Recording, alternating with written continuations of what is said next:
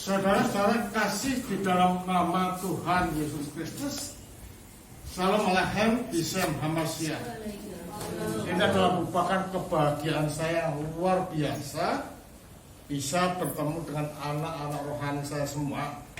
Ya, sudah lama saya rindukan Pak Untung kemarin ini belum datang ya. Ya, saudara.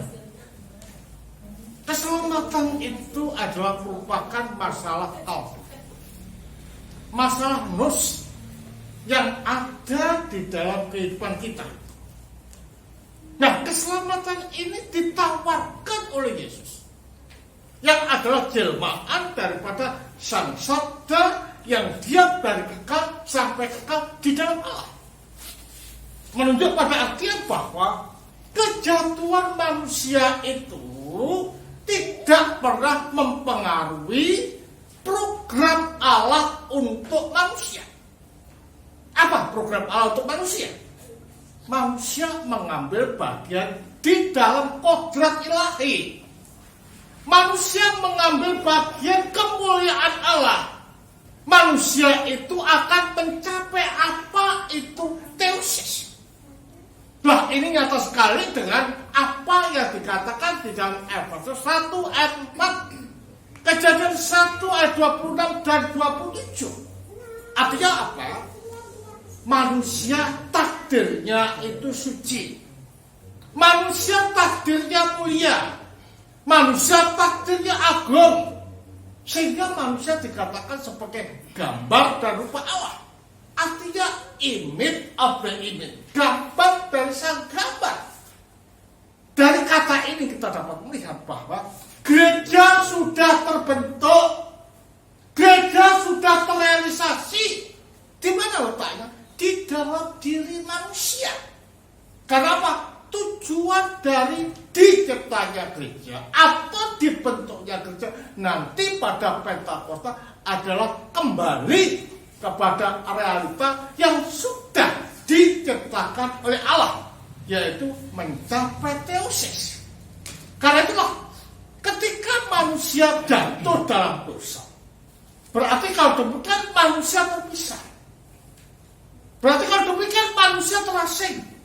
Berarti kalau demikian manusia sudah menyangkali keberadaannya sebagai gambar Allah.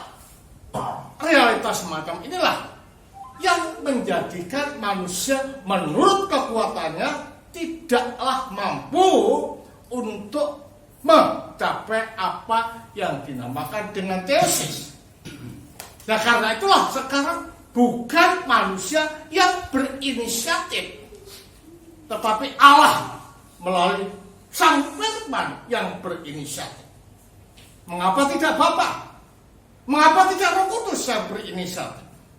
Karena yang mengeksekutor ciptaan atau yang melaksanakan penciptaan itu bukan Bapa dan bukan Roh Kudus, tetapi Firman. Karena itu ketika manusia jatuh, bukan Bapa yang menjelma, bukan Roh yang menjelma, tetapi yang menjelma adalah Firman itu. Artinya apa? Artinya di sini Allah itu tidak terpengaruh dengan jatuh dan tidaknya manusia. Allah tetap memprogramkan manusia sebagai gambarnya yang tanpa cacat di hadapannya. Karena itu ketika kita melihat tadi, ada orang yang sakit. Nah, menurut tradisi Yahudi, orang yang sakit sejak kecil dikatakan bahwa ini adalah karena dosa orang tuanya. Karena orang tuanya tidak benar, sehingga anaknya itu sakit buta sejak lahir. Nah, dalam pandangan orang Yahudi, nah orang ini perlu disingkirkan. Orang ini perlu tidak digauli. Orang ini dikatakan sebagai sampah masyarakat. Karena orang tuanya ini berdosa. Karena itu ketika mereka, apakah orang tuanya itu tidak, is not the parent, but God has good planning to those people. Jadi Allah mempunyai suatu plan dengan sakitnya ini orang buta ini. Supaya apa? Supaya disembuhkan. Dengan apa? Dengan tanah yang diludahin. Apa ini? Ya, apa ini? Kok dengan tanah? Ini menunjuk bahwa sakramen ini mulai dimunculkan. Karena apa? Keselamatan itu dari yang tak nampak, ya, kepada yang nampak, melalui yang nampak kepada yang nampak. Jadi keselamatan itu tidak belakang. Hey, Hermanus, you will be saved by God. It's not like that. Tetapi dengan syarat, dengan sarana yang nampak, yaitu manusia. Makanya dikatakan di sini melalui apa? Melalui karena dioleskan kepada matanya sehingga melek. Artinya bahwa keselamatan ini bukan seperti magic, tetapi keselamatan ini adalah melalui yang nampak, yang jasmani. Karena itu sang sabda yang bersifat roh dan tinggal di dalam Allah yang bersifat roh itu mengambil keberadaan baru di dalam dirinya, yaitu sebagai manusia. Nah, diambilnya keberadaan baru di dalam dirinya, maka yang jasmani telah ditebus, yang jasmani telah dimuliakan, yang jasmani ini telah diagungkan, sehingga yang jasmani dapat dijadikan sarana penyaluran rahmat atau keselamatan manusia. Makanya tadi panah bisa dijadikan sarana untuk memelekkan mata daripada orang buta itu. Lah, orang buta di sini dapat diartikan buta secara fisik, tetapi juga dapat diartikan buta secara rohani. Nah, orang kalau yang buta ini tidak bisa melihat itu atas, itu bawah, kanan, kiri, dan tidak bisa menikmati keindahan yang ada di jagat ini. Yang ada adalah darkness, gelap dan kegelapan di dalam hati manusia. Makanya kehidupan manusia ini adalah kehidupan perang kembang, katanya di dalam Filokalia. Ketika kita masuk di dalam kalbu yang terdalam, seperti pewayangan, Arjuna masuk di dalam hutan, yang didapat adalah kegelapan. Ya, yang didapat adalah raksasa-raksesi, dan ini harus diperangi. Ini harus dihancurkan supaya dia bisa menang atas kegelapan. Nah, inilah maka dikatakan bahwa orang yang mengikut Kristus itu pertama harus apa? Menyangkal diri.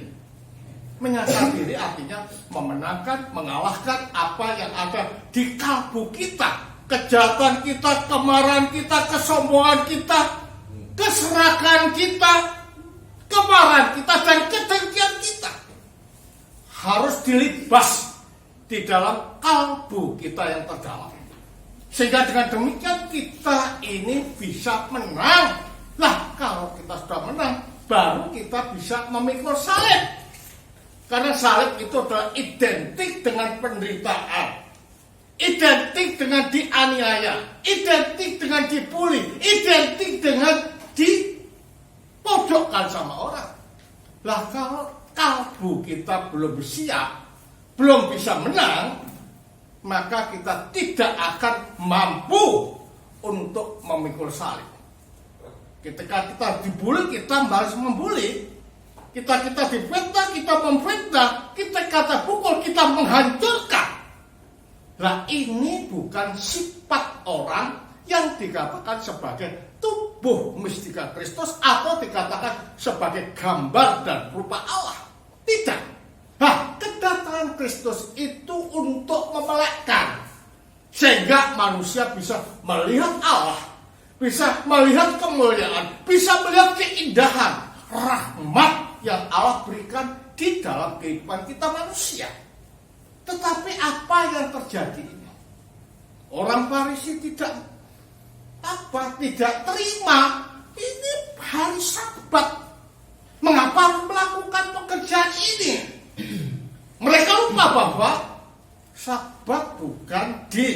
digunakan untuk mengkerangkeng manusia. Tetapi sabat dibuat itu untuk supaya manusia itu mengerti bagaimana cara hidup yang teratur. Jadi pada waktu dia melakukan seperti itu adalah ibadah. Ya, dia jadi tidak salah apa yang dilakukan oleh Kristus.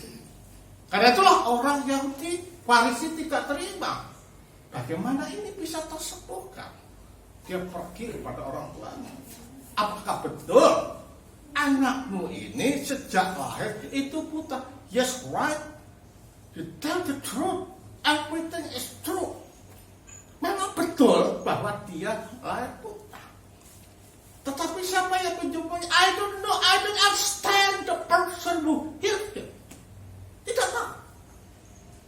Tetapi yang jelas anak saya ini buta dan sekarang telah melihat. Nah, anak ini ditanya, siapa yang menyembuhkan kamu? Adalah seorang nabi. Nah, mereka tidak percaya bagaimana nabi ini menyembuhkan orang dalam hari yang disakralkan, yaitu Sabat. Tetapi ini adalah orang yang salah, tentu saja tidak akan tersembuhkan. Tapi tersembuhkan juga berarti ini adalah orang yang benar. Menunjuk pada artian bahwa kedatangan Kristus ini adalah untuk membuka mata kita, untuk menyembuhkan kita. Makanya dasar inilah yang menjadikan Paulus dan Silas tidak takut untuk melakukan penginjilan. Meskipun nyawa menjadi taruhannya, meskipun badan menjadi taruhan, menjadi kemarahan orang, it's not problem, boy. Tetap memberitakan Injil. Karena apa? Karena keselamatan hanya kepada Kristus, di dalam Kristus dan melalui Kristus. Jadi kalau demikian, makanya kebangkitan Kristus ini adalah sebagai landasan daripada orang percaya untuk mengobarkan semangat, mengembalikan manusia kepada habitatnya, yaitu suci, murni, tak bercacat di hadapan Allah. Dengan demikian, kita berpegang pada Kristus sebagai juru selamat. Itu adalah merupakan suatu keuntungan, suatu anugerah, suatu rahmat yang diberikan kepada kita. Karena hanya Kristus dan melalui Kristuslah keselamatan itu akan terjadi di dalam kehidupan kita. Karena itu jangan pernah undur. Kita yang sudah dimelekkan, kita yang sudah dibangunkan dari tidak melihat menjadi melihat Allah dan kemuliaan Allah. Kobarkan semangat misi ini. Ya, bangkitkan semangat misi ini di dalam kehidupan kita. Semangat harus berkembang untuk gereja ortodoks. Ini tergantung pada semangat kita. Buka mulut kita, langkahkan kaki kita, gerakkan semangat kita, supaya ortodoks bisa berkembang di Semarang ini. Saya yakin pemuda-pemuda ini akan mempunyai semangat yang tinggi, dan kami akan menyewakan Mas Ken untuk sekolah tinggi teologi supaya orang-orang di sini nanti imamnya punya landasan teologi. Jangan jadi imam pendeta durna ya, tetapi betul-betul mempunyai kekuatan yang besar di dalam menjalankan misi. Tetap semangat, tetap menang, dan berpegang pada Kristus. Karena Kristus keselamatan kita, Kristus harapan kita, dan Kristus pembaruan kita, dan benteng kita. Semangat Indonesia bagi Kristus, Semarang harus jebol untuk ortodoks. Kemuliaan bagi Sang Bapa, Sang Putra, Sang Roh Kudus. Amin.